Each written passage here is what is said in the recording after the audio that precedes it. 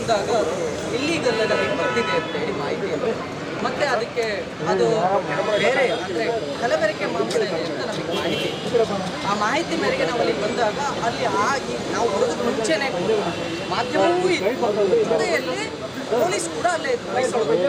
ನಾವು ಬಂದಾದ್ಮೇಲೆ ಹೊಯ್ಸಳದವ್ರಿಗೆ ಸರಿ ಅಂತ ಕೇಳಿದಾಗ ನಾವು ಮಾಡೋದಕ್ಕಾಗೋದಿಲ್ಲ 112 ಫೋನ್ ಮಾಡಿ ಅಂತೇಳಿ ನಾವು 112 ಫೋನ್ ಮಾಡಿ 112 ಪೊಲೀಸ್ನವ್ರು ಅಲ್ಲಿ ಆ ಪ್ರಕ್ರಿಯೆ ನಡೀತಾ ಇರಬೇಕಾದ್ರೆ ಅಬ್ದುಲ್ ರಜಾಕ್ ಏಕಾಏಕಿ ಒಂದು 5-6 ಜನ ಕರ್ಕೊಂಡು ಅಸೆಂಬ್ಲಿ ಆಗ್ತಾರೆ. ಅಲ್ಲಿವರೆಗೂ ಯಾವ ತೊಂದರೆಯೂ ಆಗಿರಲಿಲ್ಲ, ಗಲಾಟೆಯೂ ಆಗಿರಲಿಲ್ಲ.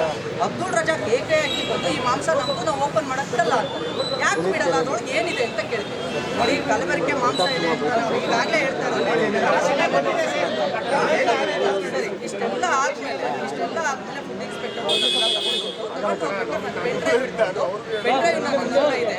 ಈ ದಾಖಲೆ ನೀವೇನಾದ್ರೂ ಮುಚ್ಚುಮರೆ ಮಾಡಿದ್ರೆ, ಈ ತನಿಖೆಯನ್ನ ನೀವೇನಾದ್ರೂ ಸರ್ಕಾರದ ಪರವೋ ಅವ್ರ ಪರನೋ ಯಾರೋ ಪರ ಎಲ್ಲ ಸೇರ್ಕೊಂಡು ಅಧಿಕಾರ ದುರ್ಬಳಕೆ ಮಾಡ್ಕೊಂಡು ಮಾಡಿದ್ರೆ ಅದಕ್ಕೆ ಬೇಕಾಗಿರೋ ದಾಖಲೆ ನನ್ನ ಹತ್ರ ಇದೆ, ನಾನು ಇದನ್ನ ಮತ್ತೆ ಮಾಧ್ಯಮದ ಮುಂದೆ ಇಡ್ತೀನಿ ಅಂತ ನಾನು ಬಹಿರಂಗವಾಗಿ ಹೇಳಿದೆ.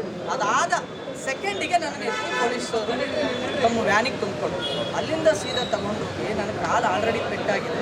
ನಾನು ಸೀದಾ ಕಾಟರ್ಪೇಟೆ ಪೊಲೀಸ್ ಸ್ಟೇಷನ್ಗೆ ಕರ್ಕೊಂಡೋಗಿ ನನ್ನ ಕೈ ಕಾಲು ಮರ ಹಿಡ್ದಂಗಾಗಿತ್ತು, ಎಡಗಾಲು ಸಂಪೂರ್ಣವಾಗಿ ವಾಕ್ ಮಾಡೋಕ್ಕಾಗ್ತಿಲ್ಲ.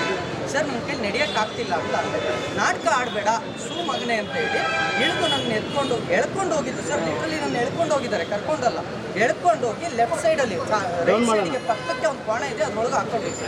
ಅದನ್ನು ಹಾಕ್ಕೊಂಡು ಎದ್ದೋಳು ಮೇಲೆ. ಸರ್, ನನ್ನ ಕಾಲು ಮರಗಟ್ಟಿದೆ, ಮಳೆ ನೆಂದಿದ್ದೆ, ಕಾಲು ಹಿಡ್ಕೊಳ್ಳುತ್ತಲ್ಲ ಆ ರೀತಿ ಹಿಡ್ಕೊಂಡು ಮರಗಟ್ಟಿದೆ. ನನ್ನ ಕಾಲಿಗೆ ಮೊದಲೇ ನರ ಏಟಾಗಿದೆ, ಫ್ರ್ಯಾಕ್ಚರ್ ಆಗಿದೆ, ಹಾಗಾಗಿ ನಿಂತ್ಕೊಳ್ಳೋಕೆ ಆಗ್ತಿಲ್ಲ ಸರ್ ಅಂತ ಅಂದೆ. ನಾನು ರಾಘವೇಂದ್ರ ಸ್ವಾಮಿಗಳಿಗೆ 3 ದಿನದಿಂದ ನಾನು ವೃತ್ತದಲ್ಲಿದ್ದೆ, ನನ್ನದು ಅಸ್ವಸ್ಥರಾಗಿದ್ದೆ, ನನಗೆ ಆಗ್ತಿಲ್ಲ ನಿಂತ್ಕೊಳ್ಳೋಕೆ ಅಂತ ಹೇಳಿದ್ರೆ ನನ್ನನ್ನು ಸಂಪೂರ್ಣವಾಗಿ ನನಗೆ ಅಲ್ಲಿ ಅವಾಚ್ಯ ಶಬ್ದಗಳಿಂದ ಬೈದಿದ್ದಲ್ಲದೆ, ಬಹಳ ಕೆಟ್ಟ ಶಬ್ದದಲ್ಲಿ ಬೈದಿದ್ದಲ್ಲದೆ ಟಾರ್ಚರ್ ಮಾಡೋಕೆ ಶುರು ಮಾಡಿದ್ರು. ಅದಾದಮೇಲೆ ಚಂದನ್ ACP ಚಂದನ್ ಅವರು ಬರ್ತಾರೆ. ACP ಚಂದನ್ ಅವರು ಬಂದು, ಏನ್ರಿ ಅವನನ್ನು ಮಲಗಿಸಿದ್ದೀರಾ, ಗೋಳಿ ಮಗನ ಎಬ್ರಿಸ್ರಿ ಅಂತಾರೆ. ಇವರೆಲ್ಲರೂ ಸರ್ ಪುನೀತ್ ಸರ್ ಎದಳಿ ಸರ್, ಪುನೀತ್ ಸರ್ ಎದಳಿ ಸರ್ ಅಂದರೆ ಏನ್ರಿ ಅವನನ್ನು ಸರ್ ಅಂದ್ಕೊಂಡು ಅವ್ನಿಗೇನ್ರಿ ನೀವು ಇದು ಮಾಡೋದು, ಎದ್ನಿಸ್ರಿ ಆ ಗೋಳಿ ಮಗನ ಅಂತ ಹೇಳ್ಬಿಟ್ಟು ಎದಳ್ರಿ ಅಂತ. ನಾನು ಎದಳಕ್ಕಾಗ್ತಿಲ್ಲ ಅಂತ ಅಂದಾಗ ನನಗೆ ಗೊತ್ತು ಹೆಂಗೆ ಎದುರಿಸೋದು ಅಂತೇಳಿ ಲಾಠಿ ತೊಗೊಂಡು ನನಗೆ 8 ಏಟುಗಳನ್ನು ಹೊಡಿತಾರೆ ಸರ್, 8 ಏಟುಗಳನ್ನು ಹೊಡಿತಾರೆ. ಅದಾದಮೇಲೂ ಕೂಡ ನನಗೆ ಎದಳಕ್ಕಾಗಲೇ ಇಲ್ಲ.